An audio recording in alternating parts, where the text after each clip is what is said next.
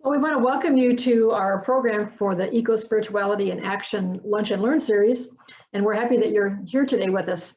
Today we have Toni Langowski, who is a recent graduate in political science from the University of La Crosse, and she'll speak about Eco Advocacy 101, Faith Groups in Action. And before we get too much further into our time together, we want to recognize that the FSPA occupies the land of the Ho-Chunk people. So take a moment to celebrate and honor this ancestral land and the sacred lands of all Indigenous peoples. This Lunch and Learn series is an opportunity to explore the FSPA's commitment to ecological education, which is one of the 7 Laudato Si goals and a Revolution of Goodness proclamation, made to stretch us to be people of encounter who stand with all suffering in our Earth community. Each Lunch and Learn is presented on the second Tuesday of every month throughout the rest of 2021, and will feature new topics of ecological advocacy presented by speakers who will inspire all of us to care for all of creation. Just a few housekeeping things before we move into our opening prayer. Just a reminder to mute yourself, keep yourself muted during the presentation. And if you have a question for Toni, just put it, if you type it in the chat, we'll be monitoring that chat and get those questions answered for you. So as we begin, let's center ourselves in the midst of this wonderful day and be in prayer. This is a prayer that's taken from Earth Prayers from around the world. It's part of the United Nations Environmental Sabbath program. We join with the earth and with each other to bring new life to the land, to restore the waters, to refresh the air. We join with the earth and with each other to renew the forests, to care for the plants, to protect the creatures. We join with the earth and with each other to celebrate the seas, to rejoice in the sunlight, to sing the song of the stars. We join with the earth and with each other to recreate the human community, to promote justice and peace, to remember our children. We join with the earth and with each other. We join together as many and diverse expressions of one loving mystery for the healing of the earth and the renewal of all life. We give thanks to God for this opportunity.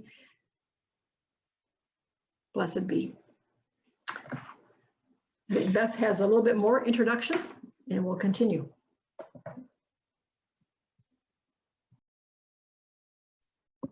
Hi, everyone. Thanks for joining us. I just wanted to share with you how we were able to meet and work with Toni.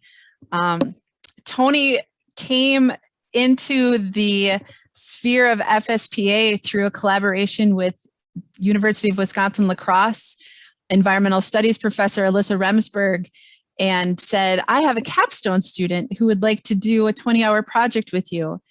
And in talking with Toni and finding out her interests and background, learning that she was going to be graduating at the end of this spring semester as a political science major, and she can introduce herself more, I thought it was a great opportunity. So we figured out a topic in which Toni could do some research and help contribute to our ecological education.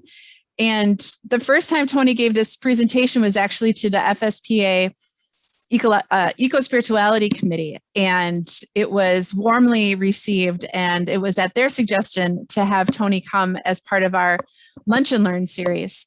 So Toni, I'll let you take it away. Hi, everyone. Thank you for welcoming me to today's meeting. So today I'm going to be giving a presentation on eco-spirituality, your role in environmental advocacy and environmental policy, and how everything kind of affects the world that we live in today. So I'm going to share my screen quick. All right. And I'm on an iPad, so if something's weird, just let me know. All right, can you guys see the presentation? I'm gonna go with yes. Okay, so saving the earth starts with you. So this is something that's really important to remember right off the bat, because every ecological change, environmental change starts at a singular level with each person making changes. So just kind of keep that in mind as we go through the rest of the presentation. So just as a background, this is me. This was my presentation again back in the spring, so it says I will be graduating, but I just graduated from UW-La Crosse with a major in political science and minors in environmental studies in Spanish. And my ultimate goal is to work in environmental policy and litigation as an environmental lawyer. And again, what brings me here today was that with my environmental studies minor, I was in an environmental studies capstone course, which is a senior course. It kind of wraps everything up. And one of the big components of that class was to do a service learning project. And when I talked to Alyssa Remsburg and we were trying to figure out what I should do, she introduced me to Beth Piggish, which I had also met her in another one of my environmental classes, but one-on-one to work on public outreach. So yeah, so and then again today I'm going to be teaching you all about climate change, sustainability, and your role in climate advocacy. All right, and of course there is this big Zoom notification. Okay, I think that's okay. Okay, there is this big religious dimension to this. So as a quote from Pope Francis, those of us who are religious need to open up to the treasures of our best traditions in order to engage in a true and respectful dialogue on how to build the future of our planet. So for sustainability today, we have to look at lots of the future impacts of what could happen based off of the carbon emissions that are released today. So temperatures will continue to rise, precipitation patterns will continue to change, which means that there will be more droughts and hurricanes in some, or more droughts and heat waves in some places, and hurricanes will be more intense in other places. And also with the Arctic melting and the glaciers melting, the sea level will rise by 1 to 8 feet by 2100. So the Arctic will ultimately become ice-free, which will have so many other consequences. So this is a really great graphic to show the other human problems that come along with environmental problems. So with certain aspects such as air pollution, there is asthma, cardiovascular disease, and the increase in allergens, again, can cause asthma or respiratory allergies. Then you can look at more of a social aspect where environmental degradation, extreme heat, and severe weather can cause mental health issues, migration, conflict. So it just shows how all of this impacts so many people from around the world. So focusing more on climate change and migration, by 2050, there will be 143 million climate migrants. And climate migrants are people that are forced to leave their homes due to sudden onset weather events, which is flooding, forest fires, hurricanes, droughts, other intense storms. And of course, this does happen to people that are in lower income areas or third world countries that don't have access to infrastructure or funds to help them recover otherwise. Another great topic to focus on, especially with issues, social issues in today's world, is environmental justice and racism. So environmental justice is the cultural norms and values, rules and regulations, everything like that, that support sustainability, and making sure that everybody has access to these policies and rules, that they are equally spread out. The problem is that there's environmental racism, which is the disproportionate impact of environmental hazards on people of color. So different, communities of color are more likely to be next to places where pollution is high, different coal plants, carbon streams, places where more chemicals are put out next to landfills, and it's very disproportionate. And it's also very based on wealth. Now bringing it back again to the religious dimension of this, upon researching it, I hadn't really looked that much into Laudato Si. I had heard of it, but I didn't realize how amazing it is for promoting environmentalism. So this is, of course, the second encyclical of Pope Francis, and it's all about care for our common home. So just as a basic summary, the Pope critiques consumerism and irresponsible development. He focuses on environmental degradation, global warming, and he demands that action be swift and unified. And of course, Laudato Si ties in very well with the environment. And Pope Francis discusses pollution, climate change, lack of clean water, loss of biodiversity, and an overall decline in human life and a breakdown of society. So a great quote that I found upon researching this and reading was, "We are faced not with two separate crises, one environmental and one social, but rather one complex crisis, which is both social and environmental. Strategies for a solution demand an integrated approach to combating poverty, restoring dignity to the excluded, and at the same time protecting nature," which I found to be really great because that is something that we learn about a lot in environmental studies. And it's also, surrounds the whole idea of what the United Nations strategic goals are for combating climate change. So again, bringing this to a singular level, what can you do to help save the Earth? So first of all, the easiest thing to do is sign petitions. So this started a lot once COVID really started to intensify. A lot of online petitions were brought out. So this is a really great tool to just sign your name, put your information in, and you're at least a number towards something good. The next one is, if you have a little bit more time, it's writing letters to the editor. So I would write some of these sometimes. So for the La Crosse Tribune, it's super easy. I did make a step guide that I shared with Beth on how to do this, but it's really easy online. It's really brief, but you can just write about any sort of issue that you might have with, it could be local or large scale. Another one is making phone calls. You can do this either with ecologically driven political representatives in La Crosse or in the state. I did this for Brad Path in the fall, since he is more environmentally driven. But you can do it for other things too. You can do it for organizations. You can do it for policies in general. You can do it to demand changes. So that is another great option. Then you can lobby too, which is a lot easier than you might think, but it's really crucial that your voice is really heard with these things. So lawmakers do want to hear from everybody, and you can explain why you support climate justice policies. So, and then another one is to join eco-faith organizations. So here you can work with others with similar beliefs in the fight against climate change.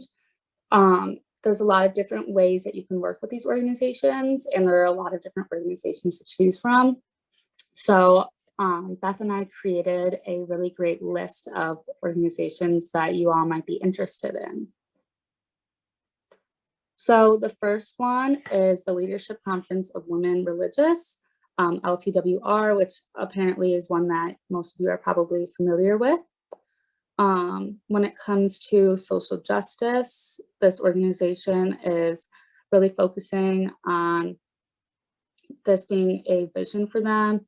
Many members of the congregations are involved in promoting social, economic, and earth justice. And LCWR is also a member of the Catholic Coalition on Climate Change. So Franciscan Action Network is really dedicated to the care of creation and making sure to see all creatures as brothers and sisters. And I wrote a whole about section on this too. And I also explained that Franciscan Action Network hosts a lot of eco-spirituality events, and their website has a lot of information about these different events that they have. So the next one is Interfaith Power and Light.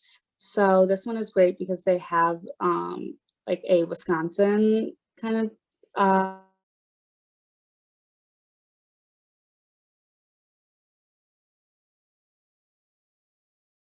is created to inform, train, and activate people of all faith and faith communities to take concrete steps in response to climate change. So this is really great because it's combining people of multiple different faiths, and it also still brings that eco-spirituality component into it. And this is overall an organization that works to reduce carbon emissions and to fight against the effects of climate change.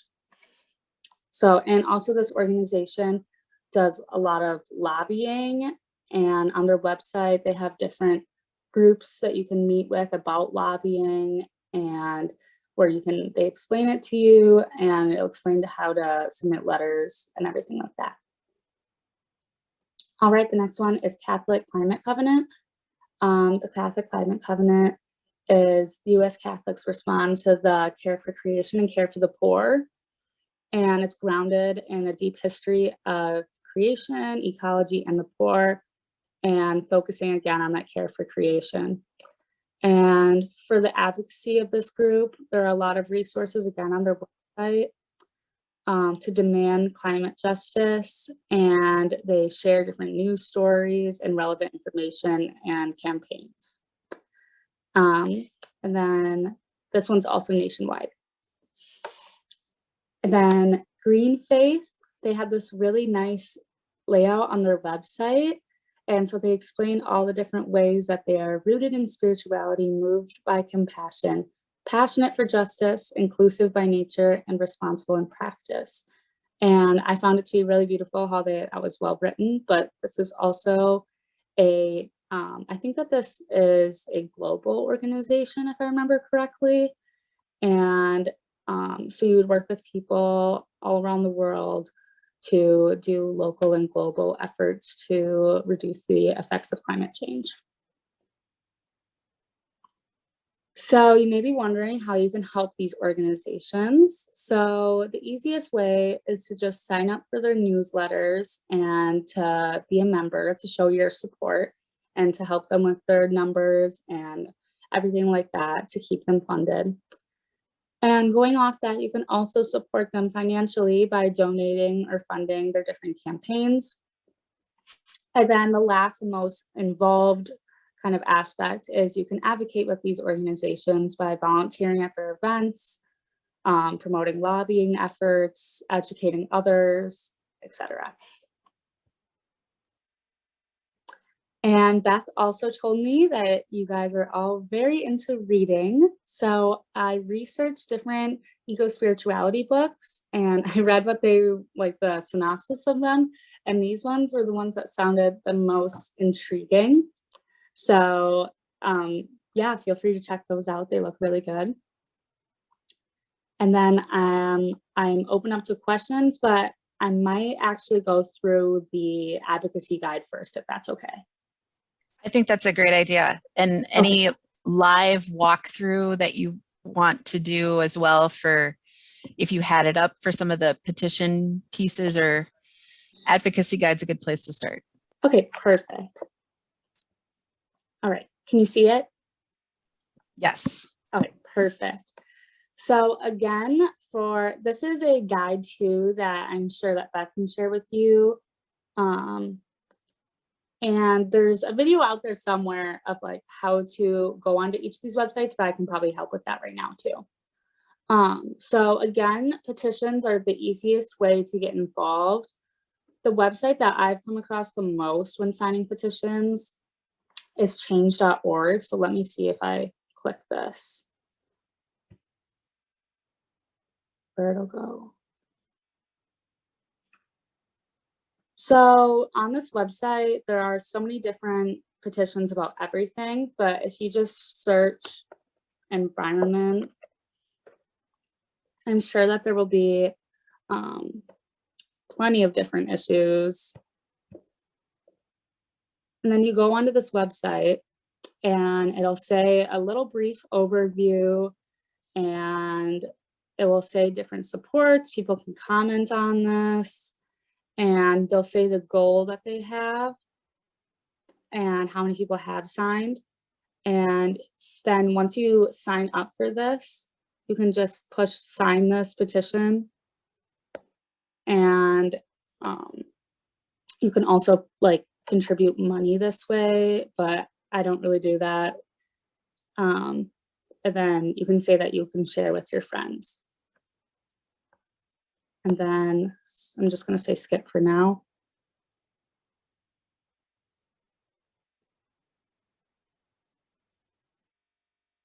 And then, oh, well, yeah, so that's how that website works.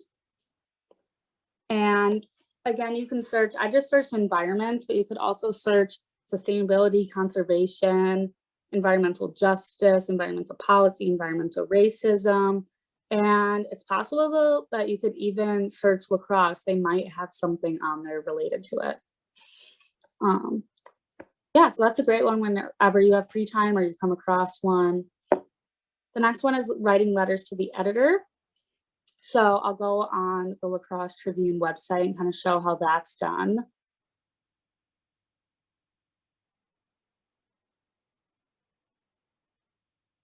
So you can go to do this, you can go to opinion, and then you can click submit a letter.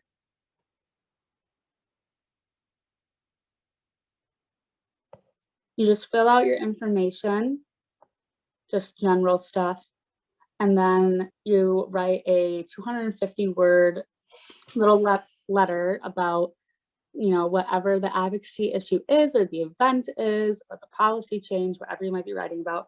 You push submit, and it'll more than likely be published. And if you put an email on there, they'll probably email you that it was published.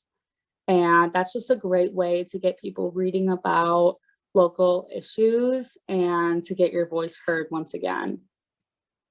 So, and also on this advocacy guide, I wrote down the different steps to go through that and some different sort of topics that you might want to focus on.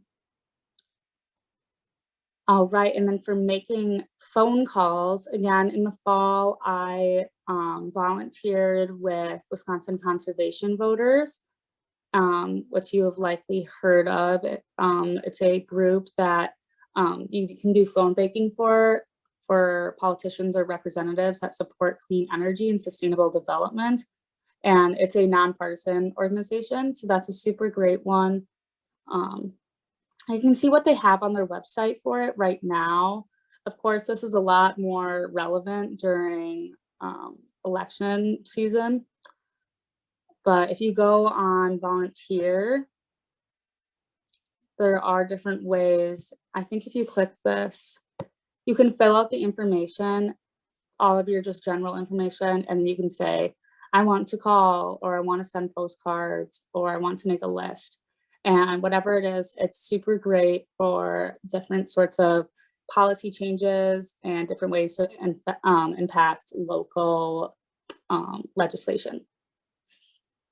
And then another one, if you would want to do it more Catholic-based, there is Network Advocates for Justice. And let's see if I can find it on here again. Oh, good, this is right. So I don't actually remember how I got onto this page. I think you could just search like for connecting, and you can sign up to put in all your information in, and then they can reach out to you and give you more information about what you can do to make phone calls with this organization. And this is really great, again, for working on legislation and working as lobbying. And focusing on lobbying once again. You can also lobby in other different ways. So lobbying is really important for climate advocacy, and it's a lot easier than you might think. The easiest way to do it and the most successful way to do it is by email. So be very successful in the subject, or be very specific in the subject line, so then it's not thrown in the trash. I actually had an internship for Representative Lakeisha Myers last summer, and I went through some of these types of emails, and it was really interesting reading them.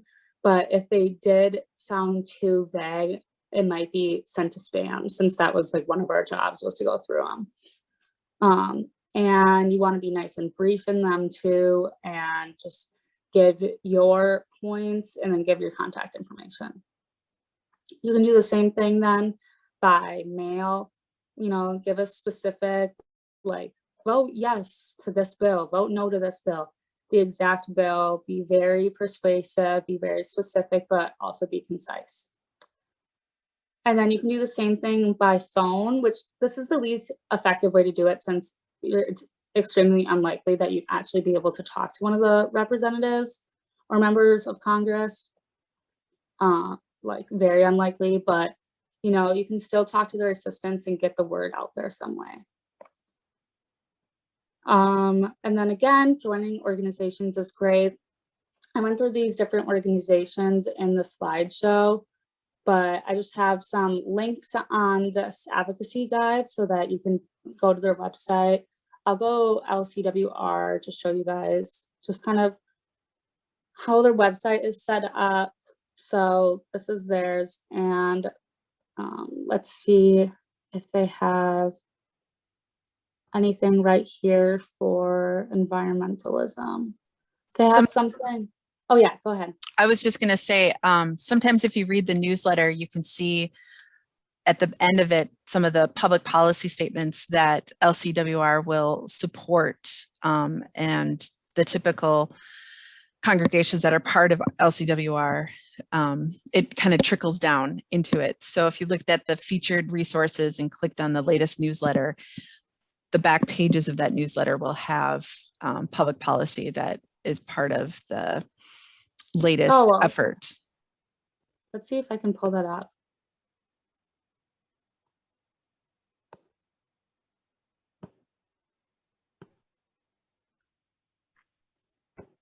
Like more down here, maybe?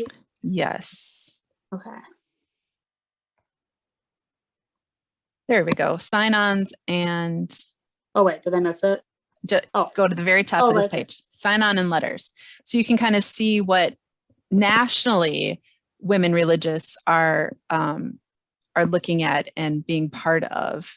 And this is something that, you know, you might even occasionally see FSPA as a leader on some of these letters, but this is something that I found interesting when I was trying to do my own research and supporting Toni for this as well.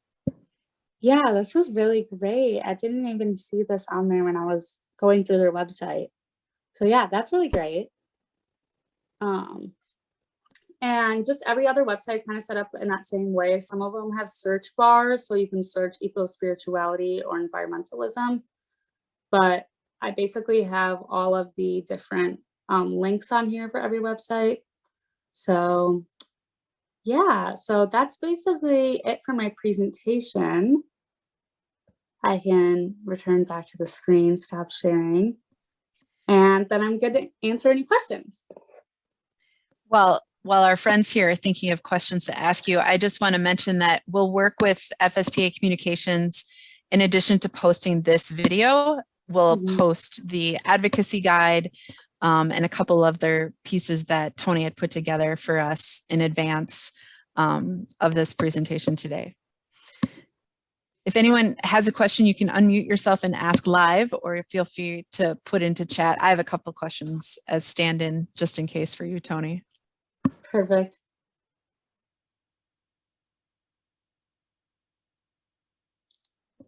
Okay, my first question for you is, how can you explain how the emails or the phone calls are seriously tracked by legislators? Because when you sign these petitions and you you do this kind of personal outreach, how do you know that it gets to the legislative representative for that policy change or suggested policy change?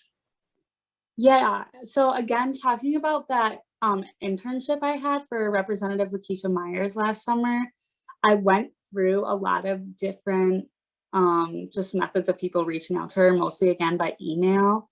So when I would go through those, I would sort them into ones that were relevant to things that she could actually focus on and make changes for, and things that were irrelevant. So you know that eventually if you write a good email, that it's going to get back to the legislator that can make changes on that.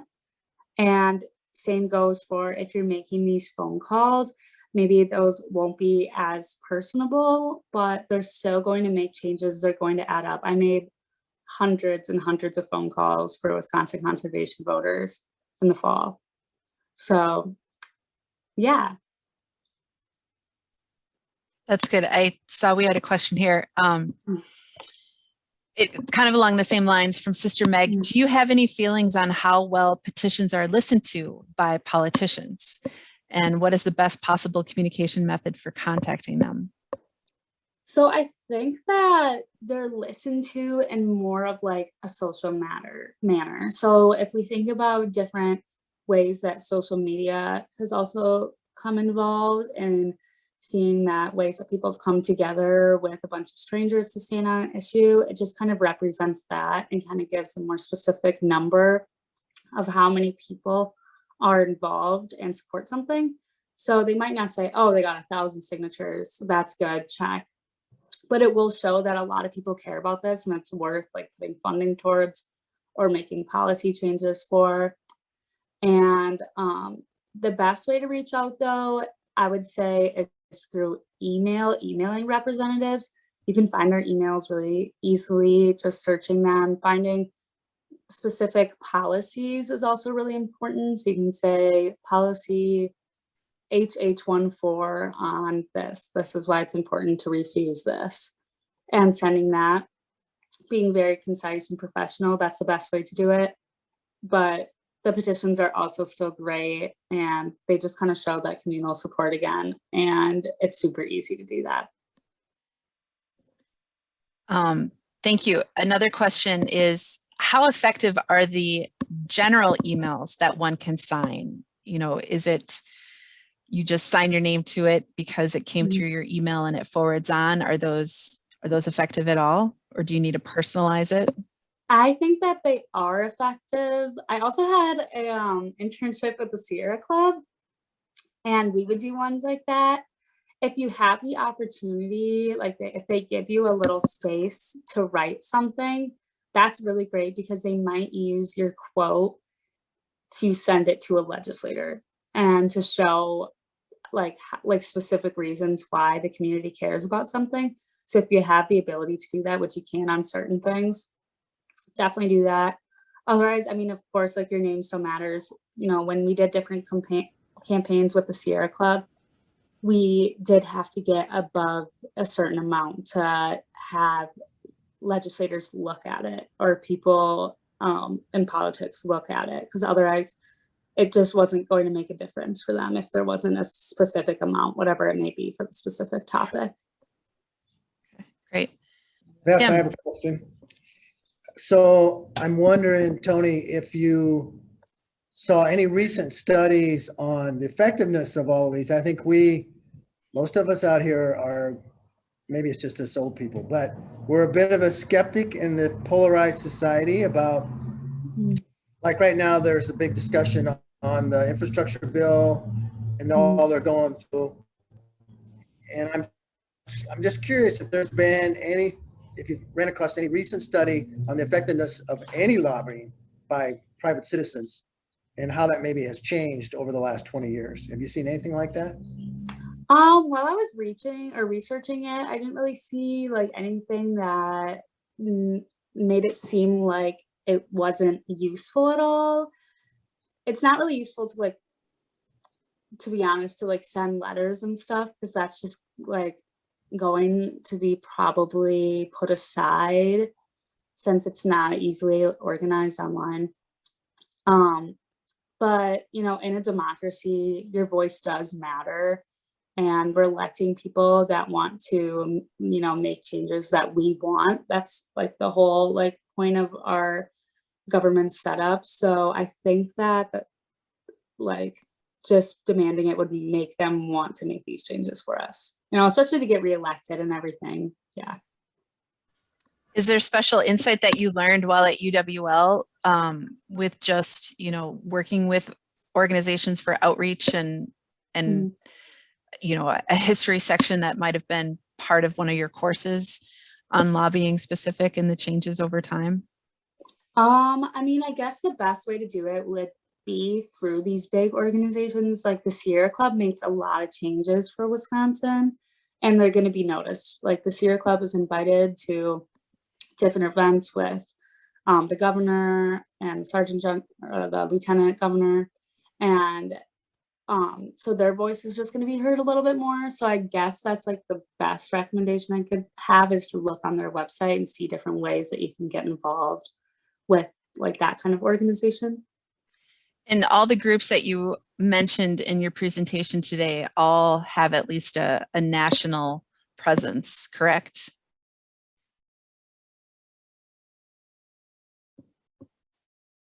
Yes. I think we have a few people from multiple states here. We've got Minnesota, Georgia, Iowa, Wisconsin. So looking at opportunities, I think, to connect with state level and national level is really important for all of us. Yeah. What were some of the things, just to kind of Question, Beth? Yeah, go ahead.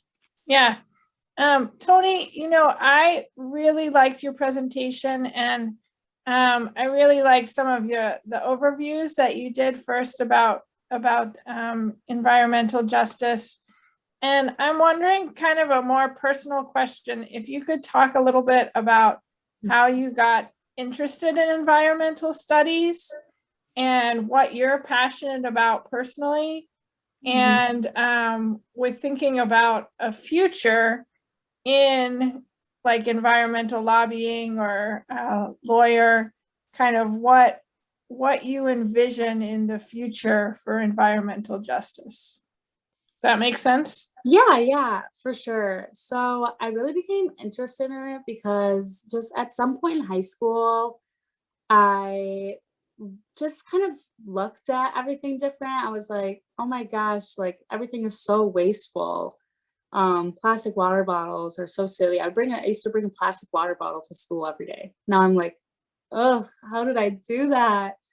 Like, you just learn about how wasteful stuff is, and then you look at it so differently. And then freshman year, you know, of college, I made like new friends and everything, and I would just kind of explain these things to them. I'd be like, oh, well, I don't like use this for this reason, or I use this instead, or, oh, I'd rather buy this for this reason. And I came into college undecided, and so I didn't know what I wanted to do. And my roommates were like, Toni, like, you're really encouraging us to make so many changes. Like, you're really good at this. And like, they really did make a lot of changes. And they were like, you should do something with this. And I was like, well, what can you do with that? And I would like research it. And it seemed like the best way that you can make like concrete changes is with environmental policy, which is super like up and coming like field of law.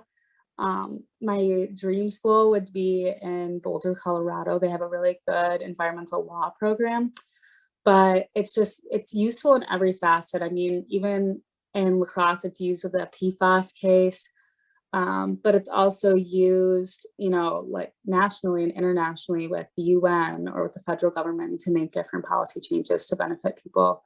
And it's only going to get more and like intensified and more important as these issues get worse, which they inevitably will, you know, and it just can be really scary about, you know, a future like, you know, I'm only 21 years old and I have a lot ahead of me. And, you know, by 2050, say, like most of the coral reefs are going to be gone. And it's like, you can't recover that. you know, by 2050, there's going to be more plastic in the water, in the oceans than fish. Like, you can't recover from that. And it's just so easily avoidable. And so I'm just like, I have to go into this. I have to make changes. Like, I know it's going to be like stressful at times, but I know it's so important. So that's why I do it. And just like for future generations too, like you have to do it now to protect those future generations. Can I ask a question? Mhm. It's a little complicated, so I didn't want to try and type it out, but I noticed in the news recently that the shareholders in the petroleum industry around the world have demanded that the petroleum industries change to lessen pollution. Mhm. Did you hear that?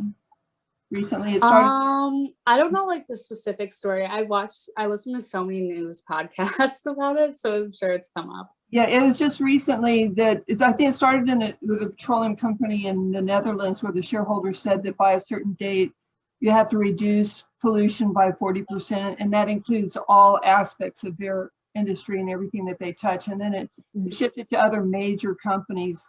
And I was trying to think in my mind that, you know, because we're always blaming the people who profit off of pollution. You know, it's they're the ones who are exploiting the planet by putting money in their pockets, damaging the environment. And then they finally stepped up and said, oh yeah, ding, ding, you know, a light went off in their heads. And they're like, yeah, we don't really want to kill the planet.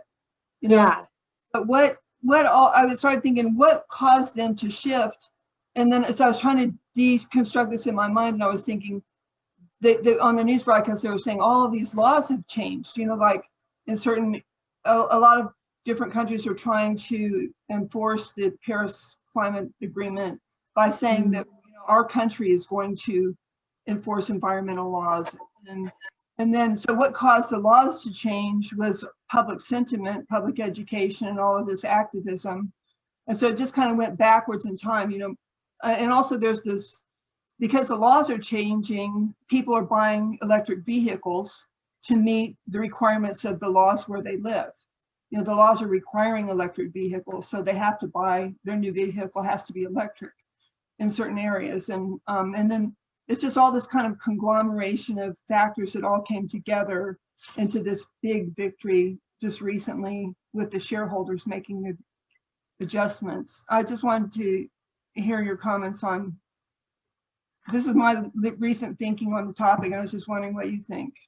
Yeah, I think that's a great example of how like individuals can make changes, because these shareholders must have come together and had a meeting of some sort and said, like, we have to like have an ultimatum here. Like, you have to make these changes. And I think that's how like a lot of different, you were talking about how, you know, people buy electric vehicles. Like that started too at an individual level. You know, certain people were like, I'm gonna make that change, and people started to realize how much better that is, and it started to spread. And then policies were made about it because people started demanding that change, that it be spread to more areas. So it all comes down to that individual level that is just so important. And like, you know, and that's how like policy runs it too, because once the policy is involved, everybody's involved no matter what. And that's why it's like so important. And I think that that's just like a great example too of how it's like an individual level to this huge macro level.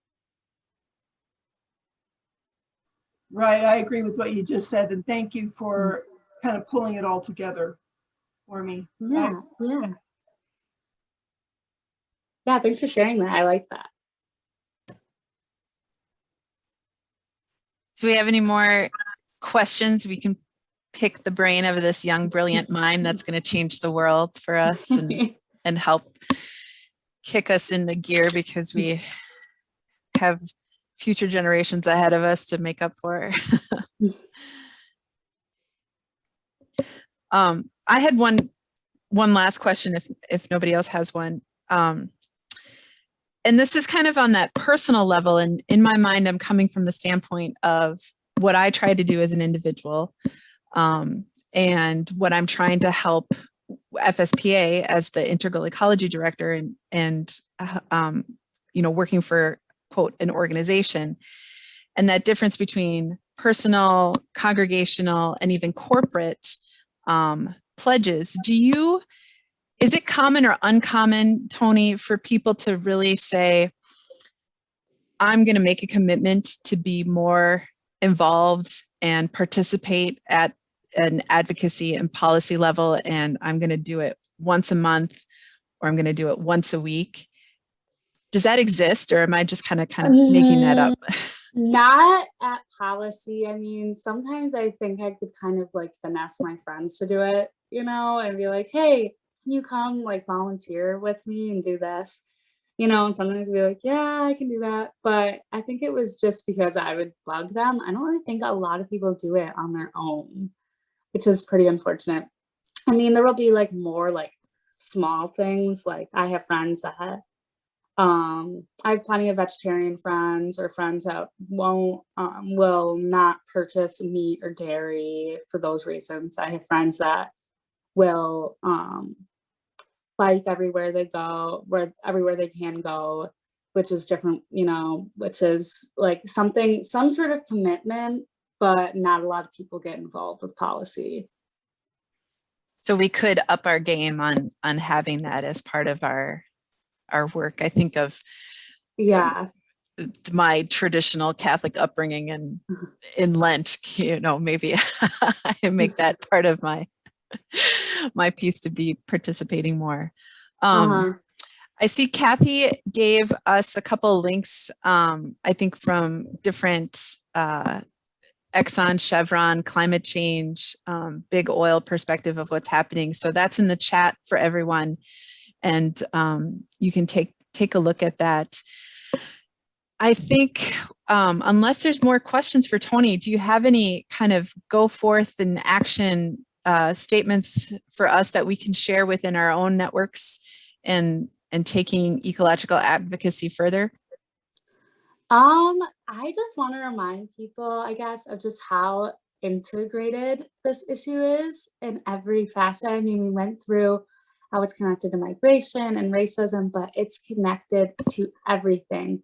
The way that we eat affects it, the way that we get places affects it, the way that we buy things affects it, the way that we socialize, everything affects the planet. It's arguably the most, all-encompassing topic, all-encompassing social issue, like everything.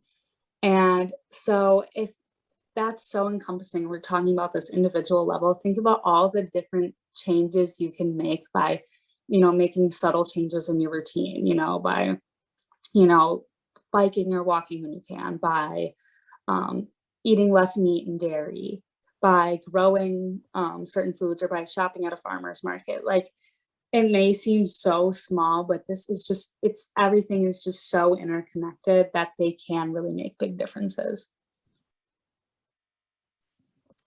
Well, thank you very much for your time, Toni. I'm glad that you are done and on your way to changing the world, and I really appreciate your time with us today.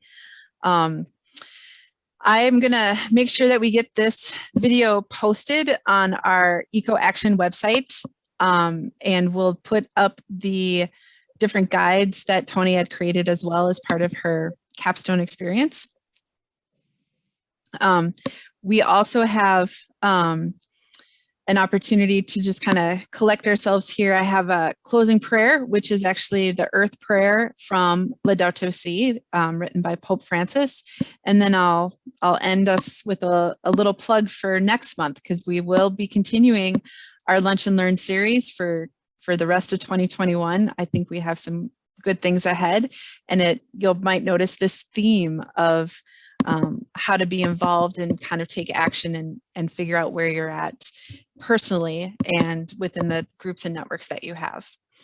So as I bring up the prayer here, let's see here. Okay. Just take a minute.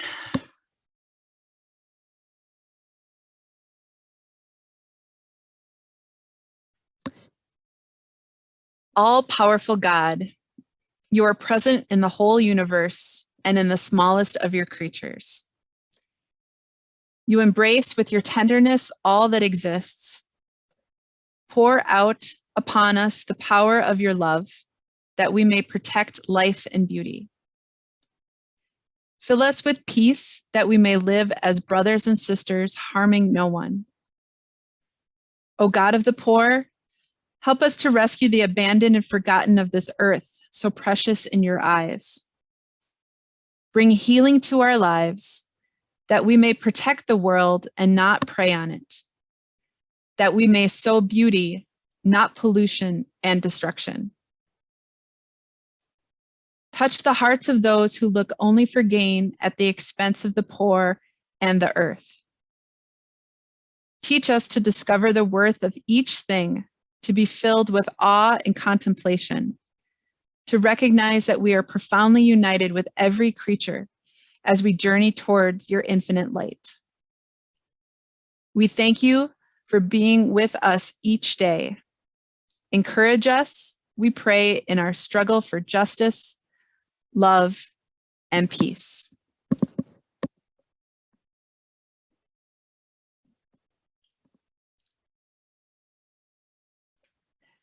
Thank you all again for joining us. And Toni, your time was tremendous this whole semester. And I personally really appreciate all your time and effort and being part of this Lunch and Learn series today.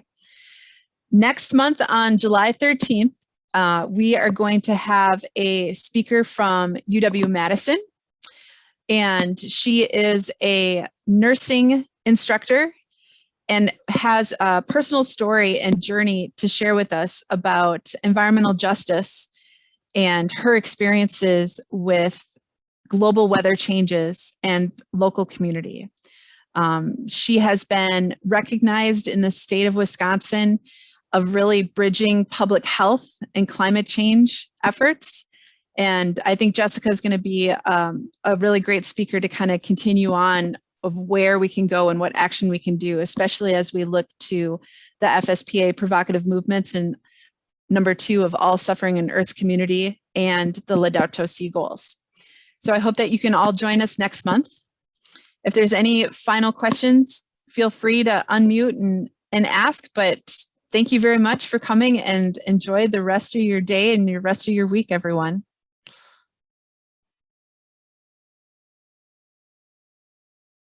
Thank you.